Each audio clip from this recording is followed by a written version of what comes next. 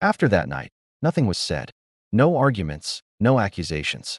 Just a growing distance that felt colder than any fight. Tun went to work, came back, ate, and slept. He was moving through his own life like a guest, a stranger in the house he helped build. Bisi saw it, of course. She felt the shift in the air. She tried harder, making his favorite meals, asking about his day, but her efforts only seemed to make the silence heavier, more suffocating. The space between them grew wider with every unspoken word. One evening, the silence became too much to bear. She finally broke it, her voice barely a whisper. "Is it too late for us?" Tun didn't answer right away. He looked at her, and in his eyes, she saw a deep, settled sadness. Some truths require a strength you don't know you have until you're forced to speak them. "I tried, Bisi," he said, his voice quiet but firm. "I tried for a very long time. When you finally started trying, I had already stopped hoping." Her lips trembled, the words catching in her throat. "I didn't know," she whispered, a desperate plea for understanding. "I know," he replied, and the simple finality of it was devastating. That's the problem. They sat there, two people in the same room, mourning completely different things. She was mourning the future they might lose. He was mourning a past he couldn't get back. The love he had fought for was already a memory. Days later, Tund met Amaka. It wasn't a secret rendezvous at a restaurant or a clandestine meeting. It was just a walk in the park, filled with the kind of honest conversation he and Bisi no longer had. Amaka looked at him, her expression clear. "I can't stay in the middle anymore," she said.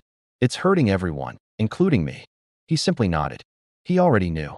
The situation was unsustainable, a slow burn that was consuming all three of them. Back at home, the scent of Bisi's cooking filled the air, another attempt to bridge the gap between them. But he couldn't bring himself to eat. He sat down, the untouched plate a symbol of everything broken. "I don't want to keep pretending," he said, the words heavy with resignation. "It's not fair to you." That was the moment Bisi truly understood. She wasn't losing her husband to another woman. She had lost him to time, to all the moments she hadn't noticed him slipping away. They had no child to bind them, no unfinished promises holding them together.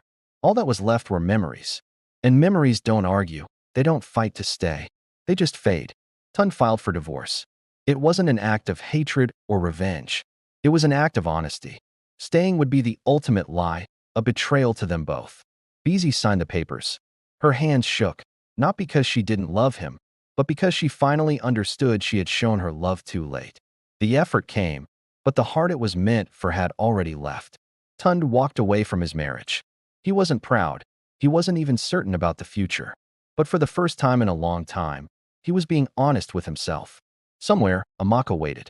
Not as a prize to be won, but as a conscious choice, a new beginning. The lesson in all of this is profound. Love doesn't always end with a loud, dramatic betrayal. More often, it ends quietly, in the silence that grows when effort stops. It ends when one person's attempts to fix things arrive long after the other's heart has given up. So, when someone in your life keeps asking, keeps trying, please listen. Pay attention.